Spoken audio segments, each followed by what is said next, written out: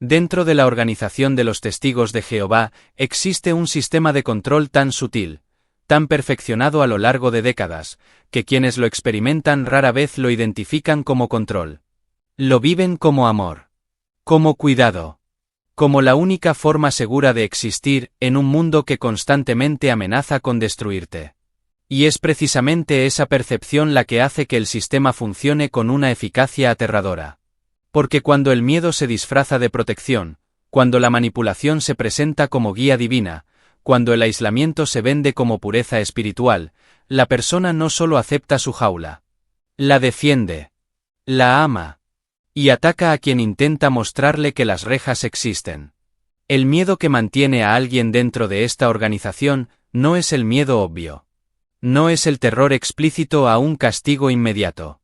Es algo mucho más profundo y mucho más efectivo. Es el miedo a perderlo todo. A quedarte solo en un universo hostil.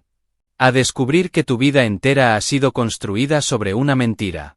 Es el miedo a la desaprobación de las únicas personas que conoces, de tu familia, de tus amigos, de esa comunidad que se siente como el único lugar seguro en el mundo.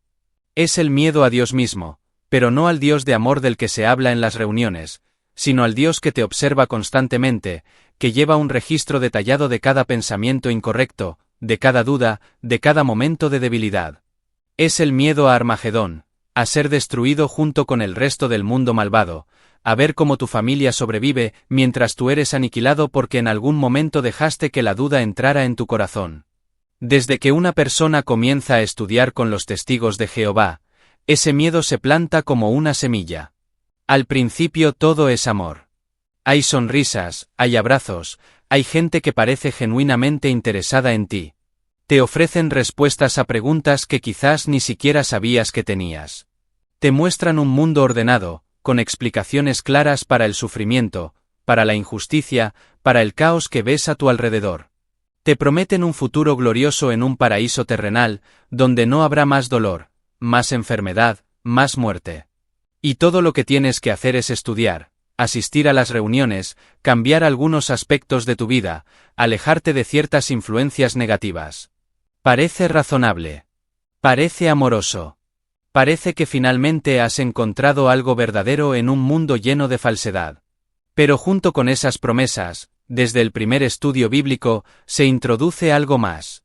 Se te enseña que el mundo está controlado por Satanás.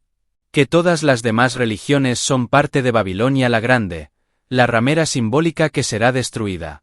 Que los gobiernos, las instituciones educativas, los medios de comunicación, todo está diseñado para alejarte de la verdad.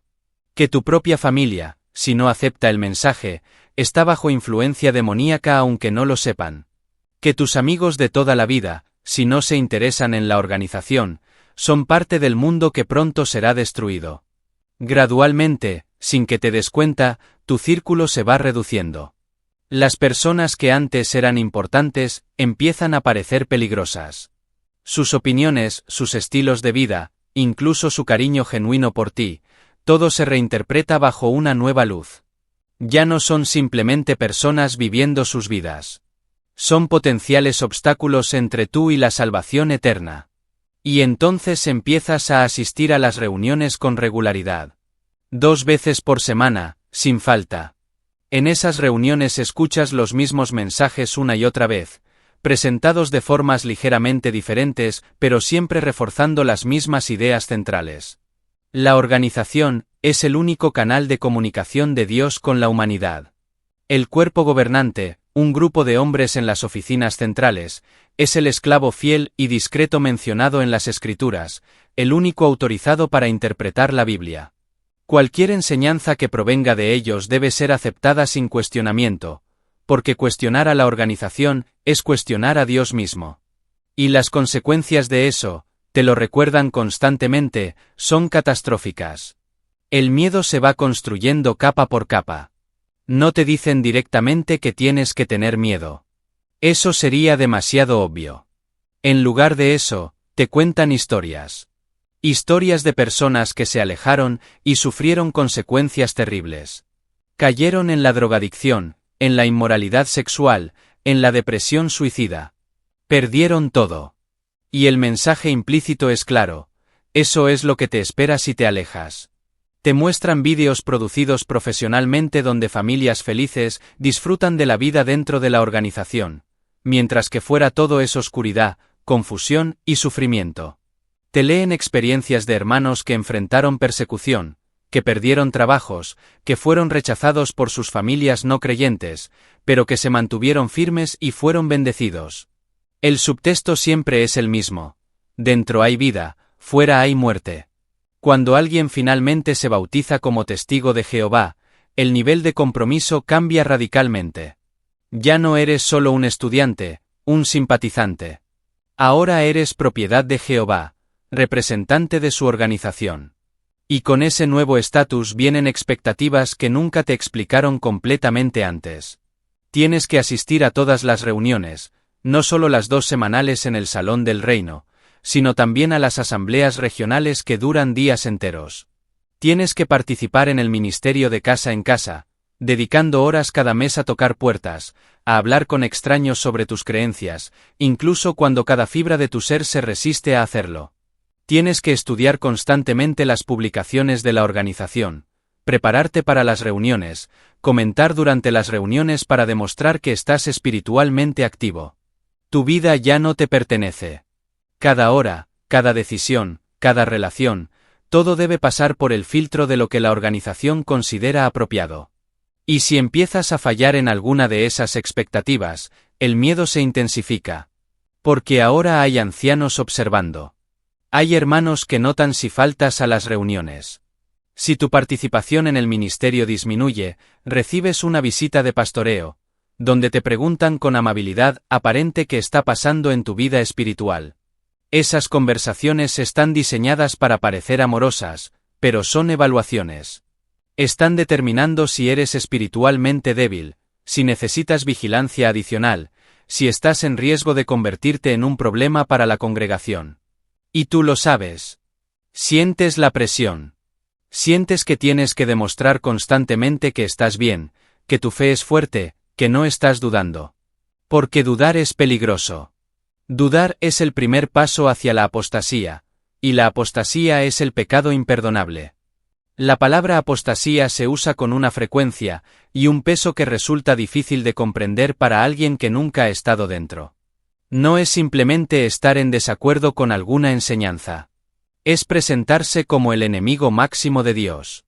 Los apóstatas son descritos en los discursos y publicaciones como mentalmente enfermos, como sirvientes de Satanás, como individuos amargados y maliciosos cuyo único objetivo es destruir la fe de otros. Se les compara con criminales peligrosos, con enfermos contagiosos que deben ser evitados a toda costa. Y la instrucción es clara: si alguien en tu vida, incluso un familiar cercano, es identificado como apóstata, debes cortar todo contacto. No puedes leer lo que escriben. No puedes escuchar lo que dicen.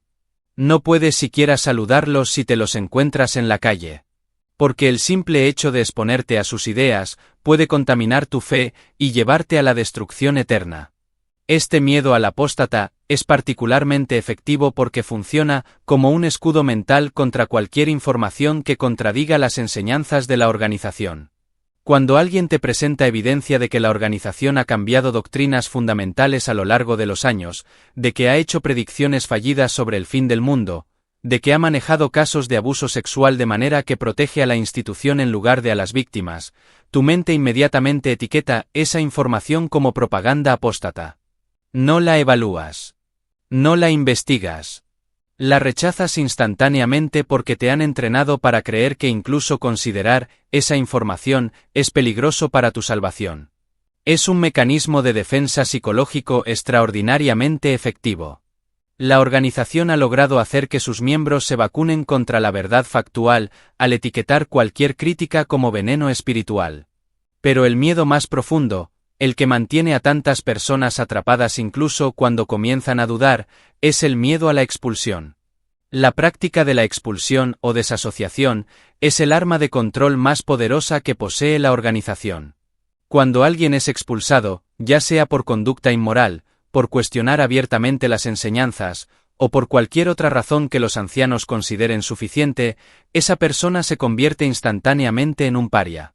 Se hace un anuncio en la reunión, breve y sin detalles, simplemente informando que fulano de tal ya no es testigo de Jehová. Y desde ese momento, esa persona deja de existir para la comunidad. Ningún miembro puede hablarle. Ningún miembro puede saludarlo. Si vive en la misma casa que testigos activos, la interacción debe reducirse al mínimo absoluto necesario. Si es tu hijo, tu hermano, tu padre, tu mejor amigo de toda la vida, ahora debe ser tratado como si estuviera muerto.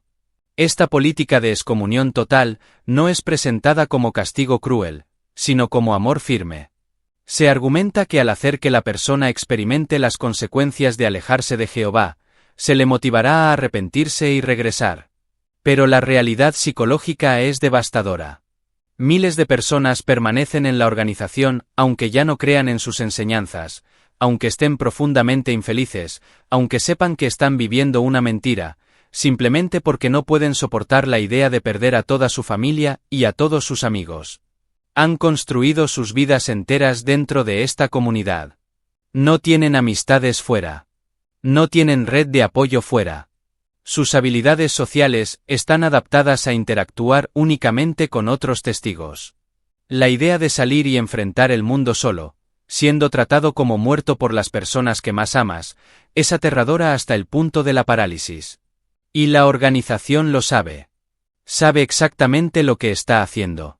En sus publicaciones internas, en las cartas a los cuerpos de ancianos, en las instrucciones que se dan en las escuelas para ancianos, se discute abiertamente cómo manejar a los miembros díscolos, cómo identificar a los potencialmente problemáticos, cómo asegurar que las políticas de expulsión se mantengan estrictas porque son necesarias para preservar la pureza de la congregación. Pero esa pureza tiene un costo humano que nadie quiere calcular. Familias destrozadas. Padres que no conocen a sus nietos. Hijos que crecen sin uno de sus padres porque ese padre fue expulsado. Personas que se suicidan porque no pueden soportar el aislamiento, la vergüenza, la pérdida de todo lo que conocían. El control se extiende a las áreas más íntimas de la vida. Tu sexualidad está regulada hasta el más mínimo detalle.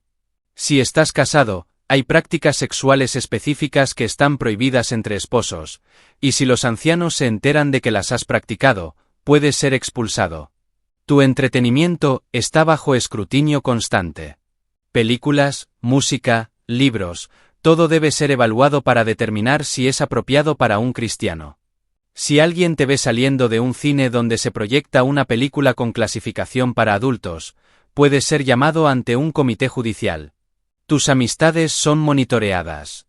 Si pasas demasiado tiempo con alguien del sexo opuesto sin estar casado, será tema de chisme y eventualmente de intervención. Tu educación está limitada. Se desalienta fuertemente la educación universitaria, porque se considera que expone a los jóvenes a filosofías peligrosas y los aleja de las metas espirituales. Tu carrera está restringida. Trabajos que requieren muchas horas o que implican actividades consideradas comprometedoras espiritualmente son desaconsejados, incluso si eso significa vivir en pobreza. Cada una de estas restricciones se justifica con escrituras cuidadosamente seleccionadas e interpretadas de maneras que apoyan las políticas de la organización.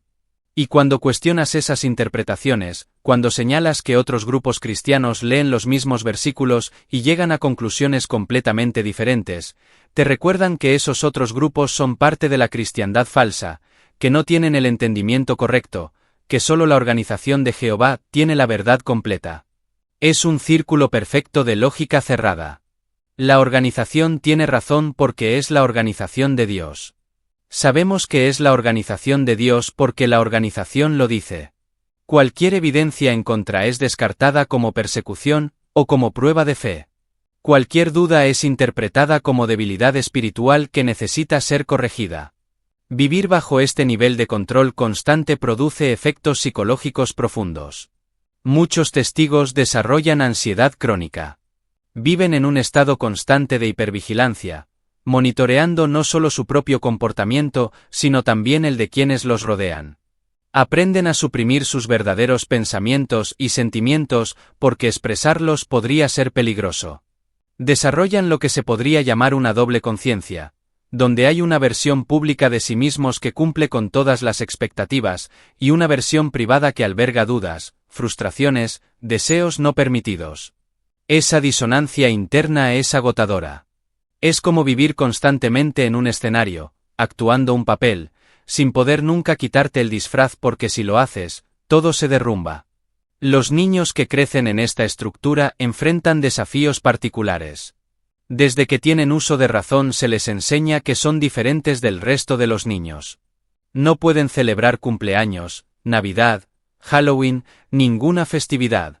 No pueden participar en actividades escolares que involucren esas celebraciones. No pueden cantar el himno nacional o saludar a la bandera. No pueden hacer amigos cercanos con niños que no sean testigos porque esos niños son mala asociación. Crecen sintiéndose perpetuamente fuera de lugar en el mundo, pero eso es exactamente el objetivo.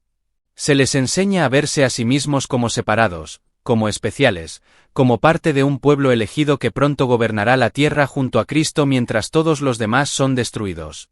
Es una cantidad enorme de presión para colocar sobre los hombros de un niño. Y muchos de esos niños crecen con un sentido profundamente arraigado de culpa y vergüenza. Culpa por no hacer suficiente, por no ser lo suficientemente espirituales, por tener pensamientos o deseos normales de su edad que son etiquetados como pecaminosos. Vergüenza por sentirse diferentes, por destacar en la escuela por todas las razones equivocadas, por ser objeto de burla o incomprensión. Algunos desarrollan una capacidad notable para la compartimentalización, aprendiendo a funcionar en el mundo exterior, mientras mantienen su identidad de testigo separada y protegida. Otros se rebelan, abierta o secretamente, y enfrentan las consecuencias devastadoras de ser expulsados cuando aún son adolescentes, expulsados de sus familias cuando todavía no tienen los recursos emocionales o materiales para sobrevivir por su cuenta.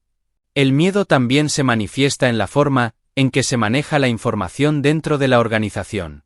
Hay una cantidad significativa de información que es accesible solo para los ancianos. Cartas del cuerpo gobernante que nunca se leen a la congregación. Manuales de procedimientos que detallan cómo manejar situaciones específicas, incluyendo casos de abuso, que se mantienen confidenciales. Cuando ocurren problemas serios en una congregación, la información se controla cuidadosamente. Los miembros regulares rara vez saben la historia completa de por qué alguien fue expulsado, porque una familia dejó de asistir, porque cierto anciano fue removido. Esa falta de transparencia crea un ambiente de sospecha y rumores, pero también asegura que la narrativa oficial sea la única que circule ampliamente. Esta opacidad se extiende a las finanzas. Aunque se solicitan donaciones constantemente, aunque se construyen salones del reino y centros de asambleas que requieren grandes sumas de dinero, los miembros individuales no tienen acceso a información detallada sobre cómo se gastan esos fondos. Se les dice que confíen en que la organización está manejando los recursos de manera apropiada, que todo se usa para promover la obra del reino. Y la mayoría confía, porque cuestionar sería demostrar falta de fe. Pero esa falta de rendición de cuentas crea un sistema donde los que están en posiciones de poder no tienen que justificar sus decisiones a quienes están financiando la operación. El adoctrinamiento es tan completo que muchos testigos no pueden siquiera imaginar una vida fuera de la organización. Cuando piensan en dejarla, no ven posibilidades. Ven solo oscuridad, caos, destrucción inminente en Armagedón. Han sido entrenados para creer que no hay bondad verdadera fuera de la organización, que todas las personas mundanas son inmorales, egoístas, engañadas por Satanás. Que no es posible tener una relación significativa con Dios sin la mediación de la organización. Que la felicidad genuina solo existe dentro de los confines de esta comunidad. Entonces, aunque sean profundamente infelices dentro, aunque estén sufriendo bajo el peso del control y las expectativas imposibles, permanecen porque creen que cualquier alternativa sería peor. Y hay un aspecto particularmente perverso en todo esto. Cuanto más sacrificas por la organización, cuanto más entregas, cuanto más difícil se vuelve irte. Si has perdido oportunidades educativas porque te dijeron que el fin estaba cerca y que la educación era una pérdida de tiempo. Si has rechazado carreras profesionales prometedoras porque requerían demasiado tiempo que debías dedicar a la predicación. Si has cortado relaciones con familiares no creyentes porque te dijeron que eran mala asociación. Si has dedicado décadas de tu vida a servir en la organización, tal vez como pionero regular predicando tiempo completo, o como anciano cargando con responsabilidades sin recibir compensación alguna. Si has basado tu identidad completa en ser testigo de Jehová. Entonces admitir que te equivocaste, que dedicaste tu vida a algo que no era lo que decía ser, que sacrificaste tanto por nada, es psicológicamente casi imposible. Es lo que los psicólogos llaman costo hundido. Entre más has invertido, más difícil es abandonar, incluso cuando toda la evidencia indica que deberías hacerlo. Entonces las personas se aferran con más fuerza. Racionalizan. Encuentran excusas para las contradicciones. Dicen que aunque la organización no es perfecta, es el pueblo de Dios y no hay otro lugar a donde ir. Se convencen de que sus dudas son pruebas de fe enviadas por Satanás para debilitarlos. Intensifican sus actividades teocráticas, esperando que eso silencie las preguntas en sus mentes. Se sumergen más profundamente en la negación porque la alternativa, enfrentar la verdad, es demasiado dolorosa. Existe también un miedo específico relacionado con la salud y la medicina. La política de la organización respecto a las transfusiones de sangre ha resultado en muertes innecesarias. Testigos que han rechazado tratamientos médicos que podrían haberles salvado la vida porque involucran sangre completa o ciertos componentes sanguíneos que la organización prohíbe. Padres que han visto morir a sus hijos antes que autorizar una transfusión.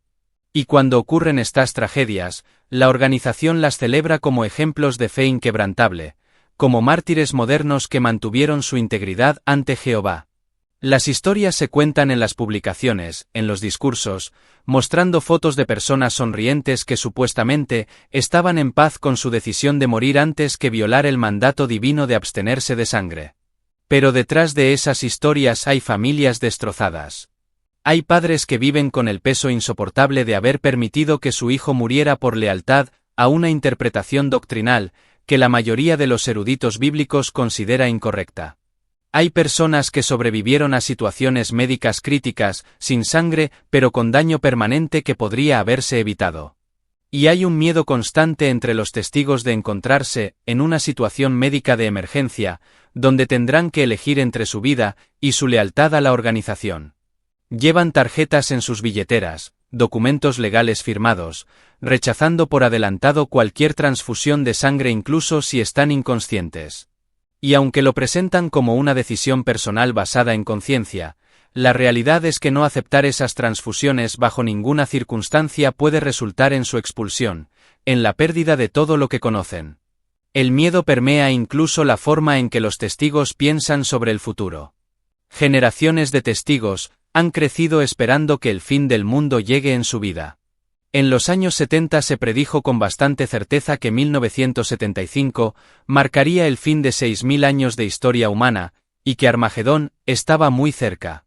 Miles de testigos vendieron sus casas, dejaron sus trabajos, pospusieron educación y carreras, algunos incluso cancelaron cirugías necesarias porque para que arreglarse los dientes o las rodillas y en unos meses estarían en el paraíso con cuerpos perfectos. Y cuando 1975 llegó, y pasó sin nada dramático, la organización nunca se disculpó realmente. En cambio, sugirieron que algunos hermanos habían malentendido, que tal vez fueron demasiado entusiastas en sus expectativas, trasladando sutilmente la culpa de la organización a los individuos que creyeron lo que se les enseñó. Pero el daño estaba hecho.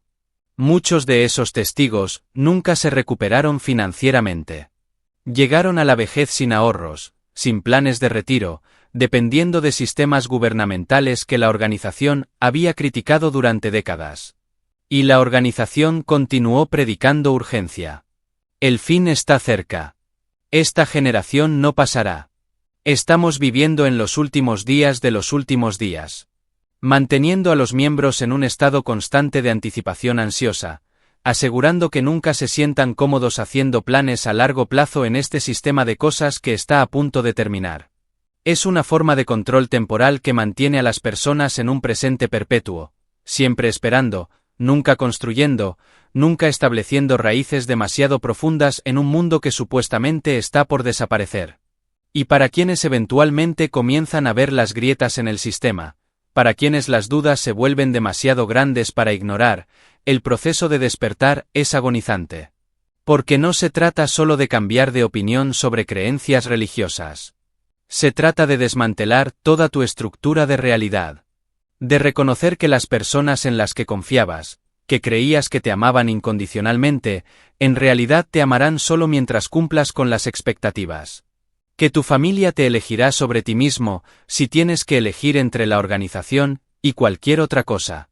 Que has sido manipulado no por maldad necesariamente, sino por un sistema diseñado para perpetuarse a sí mismo a cualquier costo. Muchos que comienzan a despertar atraviesan lo que se conoce como el proceso del duelo. Niegan al principio, buscando desesperadamente explicaciones que les permitan mantener su fe. Se enojan cuando la evidencia se vuelve innegable, sintiendo rabia hacia la organización, hacia ellos mismos por haber sido tan ciegos, hacia Dios por permitir semejante engaño. Negocian, pensando que tal vez pueden permanecer por el bien de su familia pero sin creer realmente, convirtiéndose en lo que se llama testigos físicamente presentes pero mentalmente fuera. Caen en depresión cuando la magnitud de la pérdida que enfrentan se hace real. Y finalmente, algunos alcanzan aceptación, encontrando una forma de reconstruir sus vidas y sus identidades fuera de la única estructura que habían conocido. Pero ese proceso puede tomar años. Y durante esos años viven en un infierno particular. Actuando en las reuniones. Fingiendo en el ministerio. Mintiendo a sus familias sobre lo que realmente piensan porque saben que la verdad destruiría todo. Algunos describen la experiencia como vivir en una prisión mental. Las rejas no son visibles pero son absolutamente reales. Podrías salir físicamente en cualquier momento. Podrías simplemente dejar de ir a las reuniones, dejar de reportar tu tiempo de predicación, empezar a vivir tu vida de acuerdo a tus propios valores. Pero las consecuencias son tan severas, el precio es tan alto, que la mayoría no puede hacerlo.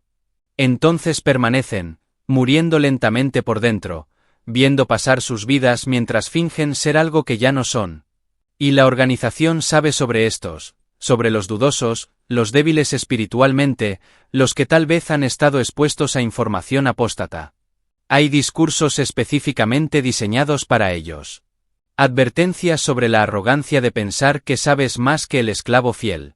Recordatorios de que donde más irías, quien más te podría ofrecer la esperanza de vida eterna. Historias de advertencia sobre los que se fueron y sufrieron terriblemente. Presión social sutil pero constante. Preguntas aparentemente inocentes sobre tu bienestar espiritual. Visitas de pastoreo que se sienten más como interrogatorios. Todo diseñado para traerte de vuelta a la línea antes de que te conviertas en un problema real. Existe también un aspecto de culpa que es particularmente efectivo. Se te enseña que si dejas la organización, no solo te estás condenando a ti mismo, sino que estás haciendo tropezar a otros. Que tu ejemplo podría causar que alguien más dude. Que estás trayendo reproches sobre el nombre de Jehová. Que estás rompiendo el corazón de tus padres, de tus hijos, de todos los que te aman y que han orado por ti durante años. Que eres egoísta, que estás pensando solo en ti mismo en lugar de en el bienestar espiritual de la congregación. Esta carga de culpa es casi insoportable, especialmente para personas que han sido condicionadas toda su vida a poner las necesidades de la organización antes que las suyas propias. Hay casos documentados de personas que han pasado décadas atrapadas en este limbo. Ancianos que ya no creen pero que continúan sirviendo porque sus familias enteras están en la organización, y dejar significaría perder a sus esposas, a sus hijos, a sus nietos. Mujeres que permanecen en matrimonios infelices con testigos controladores, porque divorciarse sin causa bíblica resultaría en su expulsión. Jóvenes que viven dobles vidas, conformándose externamente mientras que internamente están desesperados por escapar pero aterrorizados de las consecuencias. Cada uno de ellos es una víctima del sistema de miedo que mantiene a la organización funcionando. Y ese miedo no es accidental. No es un efecto secundario no intencionado de creencias sinceras. Es una herramienta deliberadamente cultivada y mantenida porque funciona. Porque mantiene a los miembros dóciles, obedientes, productivos, donando su tiempo y dinero, trayendo nuevos miembros, perpetuando el ciclo. La organización necesita a ese miedo para sobrevivir. Sin él, sin la amenaza de expulsión, sin el terror a Armagedón, sin la ansiedad constante sobre si estás haciendo lo suficiente, la estructura completa se colapsaría. Las personas comenzarían a hacer preguntas. Comenzarían a pensar por sí mismas. Comenzarían a irse. Por eso cada vez que alguien se va, especialmente si es alguien prominente o que ha servido durante mucho tiempo, se crea una narrativa explicativa que protege el sistema. Se sugiere que la persona era espiritualmente débil, que tal vez había estado viviendo en pecado secreto, que dejó que el orgullo los venciera, que no pudieron soportar la disciplina que requiere servir a Jehová. Nunca se considera que tal vez tenían razones válidas. Nunca se permite un examen honesto de por qué tantas personas, después de años o décadas de servicio fiel, llegan a la conclusión de que algo está fundamentalmente mal. Eso sería demasiado peligroso. Podría plantar dudas en otros. Entonces el círculo se mantiene cerrado. La información se controla. Las dudas se suprimen. El miedo se alimenta constantemente. Y generaciones de personas viven vidas que nunca eligieron realmente, atrapadas en un sistema que prometió liberarlas. Pero que en realidad las encadenó de maneras que son difíciles de ver desde afuera e imposibles de admitir desde adentro sin riesgo de perderlo todo. Hay quienes dirán que esto es una exageración.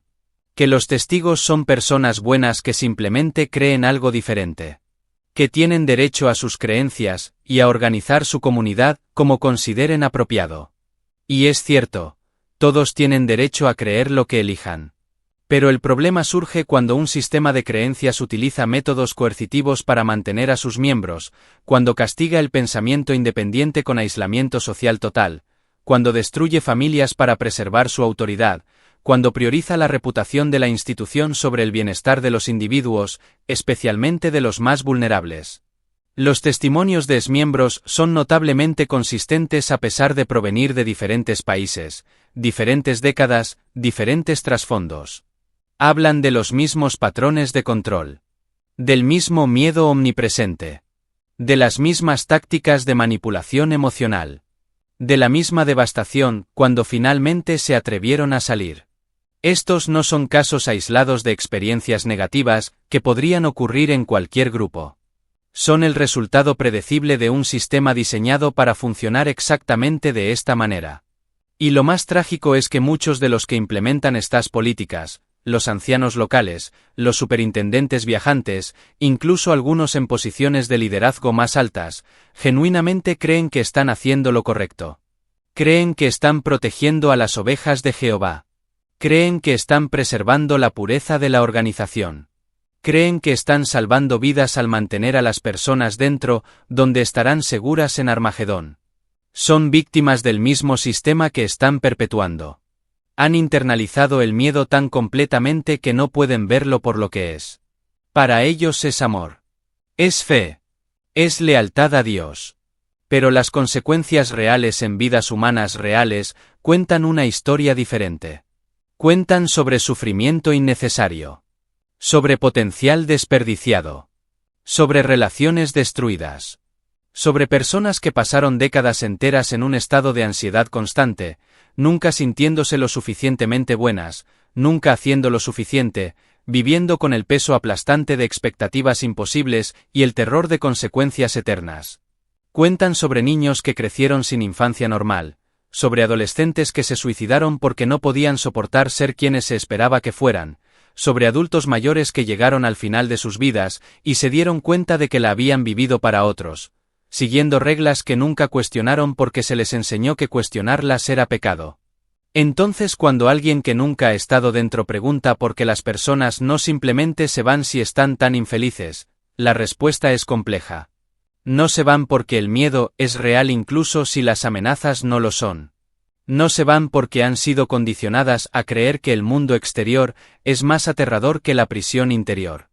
No se van porque la pérdida de comunidad y familia es un precio que no todos pueden pagar. No se van porque admitir que han sido engañadas, que han desperdiciado años o décadas de sus vidas, que han hecho daño a otros en nombre de creencias falsas, es psicológicamente devastador. No se van porque el miedo que se usa para mantenerlas dentro es invisible, insidioso y extremadamente efectivo. Y mientras ese miedo continúe siendo cultivado y reforzado, mientras la organización continúe usando la expulsión como herramienta de control, mientras las familias continúen siendo destruidas en nombre de la lealtad organizacional, mientras las dudas continúen siendo tratadas como enfermedad espiritual en lugar de como ejercicio saludable de pensamiento crítico, el sufrimiento continuará. Personas continuarán viviendo vidas que no eligieron realmente. Continuarán sacrificando su felicidad, su potencial, sus relaciones auténticas, todo en el altar de una organización que promete salvación, pero entrega algo muy diferente. Y tal vez lo más perturbador es que todo esto sucede mientras se proclama amor. La palabra amor se usa constantemente. Amor a Jehová. Amor a la organización.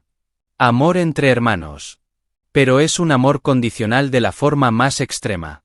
Es un amor que dice te aceptaré completamente siempre, y cuando pienses exactamente como te digo que pienses, te comportes exactamente como te digo que te comportes, y nunca, nunca cuestiones mi autoridad. Y si fallas en cualquiera de esos aspectos, ese amor desaparece instantáneamente. Te conviertes en nada. En nadie. En alguien que debe ser evitado y olvidado. Ese no es amor. Es control disfrazado de amor. Y reconocer la diferencia requiere coraje, requiere estar dispuesto a mirar honestamente a algo que tal vez has defendido toda tu vida y admitir que no es lo que pensabas que era. Requiere estar dispuesto a perder todo lo que conoces por la posibilidad de encontrar algo más verdadero, más auténtico, más humano del otro lado. Y no todos pueden hacer eso. No todos están en posición de hacer eso. Y no deberían ser juzgados por permanecer, cuando el costo de irse es demasiado alto. Pero para aquellos que están comenzando a sentir ese peso en el pecho con más frecuencia, esas dudas que ya no pueden silenciar completamente, esas preguntas que siguen regresando sin importar cuánto intentes suprimirlas, es importante saber que no estás solo. Miles de personas han sentido exactamente lo mismo. Han atravesado el mismo miedo. Han enfrentado las mismas pérdidas devastadoras. Y al otro lado, aunque el camino es doloroso, encontraron algo que nunca tuvieron dentro: libertad real. La libertad de pensar tus propios pensamientos. De formar tus propias conclusiones. De amar sin condiciones. De vivir sin el miedo constante de nunca ser suficiente. Pero esa libertad tiene un precio. Y cada persona debe decidir por sí misma si puede pagarlo. No hay respuestas fáciles. No hay camino sin dolor. Solo hay la elección de continuar, viviendo con el miedo que conoces, o enfrentar el miedo de lo desconocido. Y ambas opciones son válidas. Ambas son comprensibles. Porque el miedo que se usa para mantenerte dentro no es tu culpa. No lo creaste. No lo elegiste. Te fue impuesto, tan gradualmente, tan sutilmente, que para cuando te diste cuenta de que existía, ya era parte de quien eras. Y ahora sabes que está ahí. Puedes sentirlo mientras lees esto. Ese nudo en el estómago. Esa voz en tu cabeza diciéndote que esto es propaganda apóstata, que no deberías estar exponiéndote a esta información. Esa es la programación funcionando exactamente como fue diseñada. Pero tú eres más que esa programación. Eres capaz de pensar. De cuestionar. De decidir por ti mismo que es verdad. Y nadie, ninguna organización, ningún grupo de hombres en oficinas centrales, tiene el derecho de arrebatarte esa capacidad. El miedo perderá su poder cuando lo nombres. Cuando lo reconozcas por lo que es. Cuando dejes de confundirlo con sabiduría o protección, y lo veas como la herramienta de control que siempre ha sido. No desaparecerá inmediatamente. Años de condicionamiento no se deshacen en un día. Pero comenzará a aflojarse. Y en esos momentos de aflojamiento, encontrarás espacio para respirar. Para pensar. Para ser. Y tal vez eso es todo lo que se necesita. No un despertar dramático. No una salida grandiosa.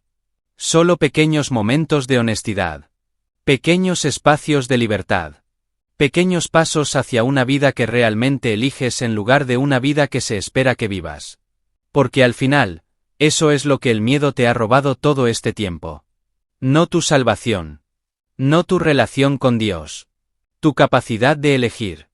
Y recuperarla, sin importar cuánto tiempo tome, sin importar qué cueste, es lo más valiente que puedes hacer.